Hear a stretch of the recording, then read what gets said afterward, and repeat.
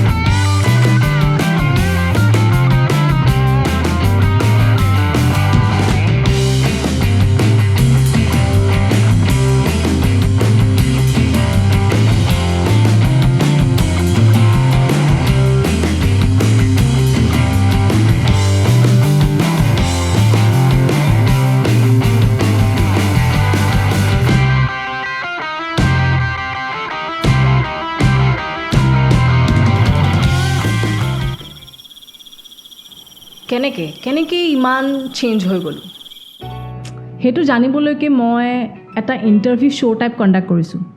আৰু এই ইণ্টাৰভিউটোৰ অতিথি মই নিজকেই প্ৰশ্ন সুধিব বিচাৰিছোঁ যে এনেকুৱা কিয় হ'ল।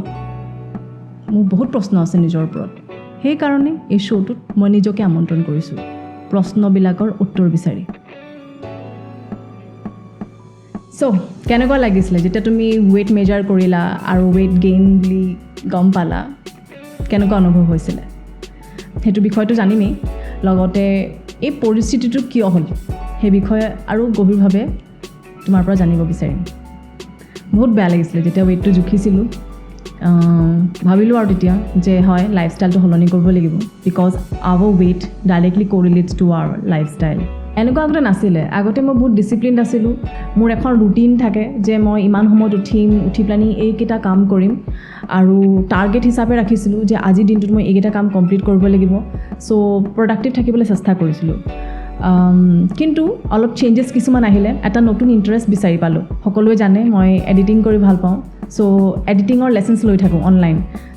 সেই এডিটিং শিকি থাকোঁতে 1-2 বাজি যায়গৈ আৰু টোপনি ক্ষতি হয়। তেনেকৈ কৰোঁতে 2টা বজাত যদি মোৰ ক্লাছটো খতম হয়, শুওঁতে ধৰি লওক 2:30মান বাজি যায়, আৰু তেনেকৈ টোপনি ক্ষতি হয়। আৰু সেই টোপনি ক্ষতি হৈ থাকোঁতে অকল এদিনৰ নহয়, 2 দিন 3 দিন 4 দিন 5 দিন মোৰ অভ্যাস হৈ গৈছিলে টোপনি ক্ষতি হোৱাৰ, আৰু লগতে ভোক নলগা হৈ গৈছিলে মোৰ। এটা কথাত ক'বলৈ গ'লে ছ'চিয়েল মিডিয়াটো গাটো মানে দুখ বুলি ক'ব পাৰিম, কাৰণ আমি দেখোঁ যে লোকে ইমানখিনি কৰি ইমানটো আগবাঢ়িছে। মই যেতিয়া লোকৰ কামবিলাক দেখিছিলোঁ, মাই গড মই বহুত পিছত আছোঁ, I have to catch up with them. লোকৰ লগত কম্পেয়াৰ কৰাৰ কাৰণেও মেবি মই নিজকে বেছি কষ্টত দিছিলোঁ, নিজৰ দেহাটোক বেছি কষ্ট দিব ধৰিলোঁ।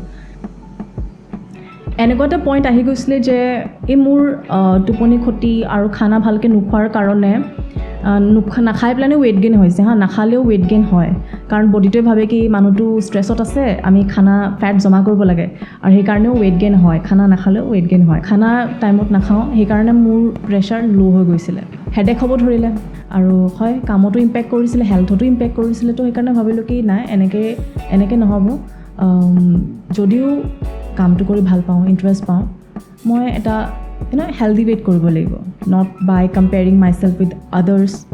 কম্পিটিশ্যন তেনেধৰণে আনহেল্ডি কম্পিটিশ্যনত সোমাব নালাগিব। বডিটোক এটা নেচাৰেল ৱেইট ৰেচেছ দি পেলানি কামটো আগবঢ়াব লাগিব। কিন্তু ফানি কথাটো কি নহয়, এই যে ভিডিঅ'টো এতিয়া বনালোঁ, সেইটো আপলোড কৰিবলৈ মই বহুত সময় দিব লাগিব।